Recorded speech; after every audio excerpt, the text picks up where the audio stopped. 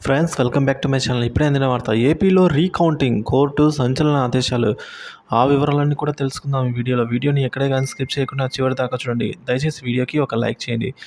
ఆంధ్రప్రదేశ్లో వైసీపీ ఓటమి తర్వాత ఆ పార్టీ నేతల్లో అంతర్మదనం మొదలైందండి.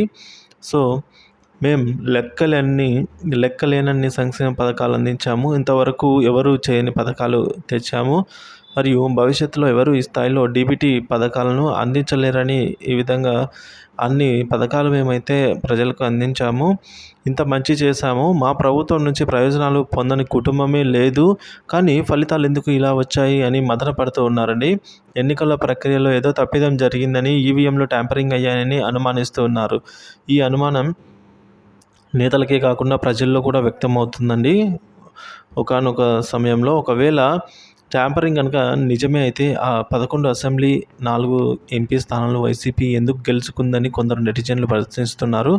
ఇక ఈ రచ్చ ఎలా ఉన్నా వైసీపీ శ్రేణుల్లో న్యాయ పోరాటానికి సిద్ధమయ్యారు అని ఓ సాక్షి కథనం ద్వారా అయితే ప్రచురించిన విషయం అండి ఇది.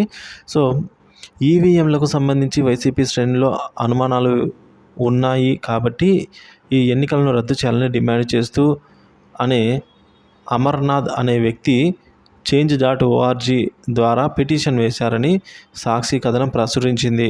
ఆయనకు మద్దతు ప్రకటించాలని కోరుతూ అభిమానులు కూడా పోరాటం మొదలుపెట్టారని అయితే కోరిందండి. వీళ్ళైతే రీపోలింగ్ లేదా కనీసం రీకౌంటింగ్ కోసం అమర్నాథ్ చేస్తున్న న్యాయ పోరాటానికి ప్రజలు మద్దతు ఇవ్వాలని అయితే వైసీపీ నాయకులంతా కూడా అభ్యర్థిస్తూ ఉన్నారండి.